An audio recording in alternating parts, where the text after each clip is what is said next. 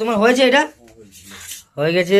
এই যে আমার মুন্নাদা আজকে ছুটিতে আছে, আমরা দু ভাই আজকে ছুটি করছি।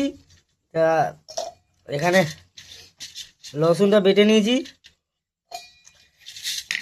ছুলে দিয়ে রেখে দিচ্ছি গ্লাসে। এখন তো মিক্সচার টাইম নেই, দিয়ে ফাটাফট আমরা করছি। তো কেমন আছেন? আশা করি আপনারা ভালো হবেন।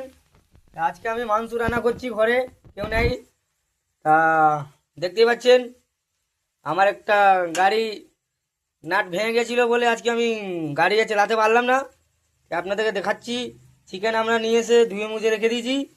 তারপরে এদিকে কি কি বলে, তেলটা গরম হয়ে গেছে।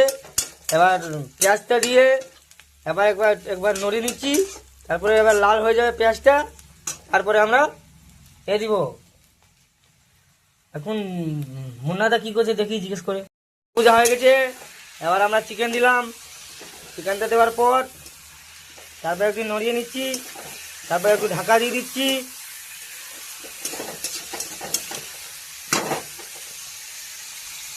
তো ফাইনালি আমাদের মাংস রেডি হয়ে গেছে। এবার আমরা বার করে খাচ্ছি, আমি আর মুন্নাদা। খেতে শুরু হয়ে গেছে। ভিডিও ভালো লাগলে তাহলে আপনারা শেয়ার করবেন 100%।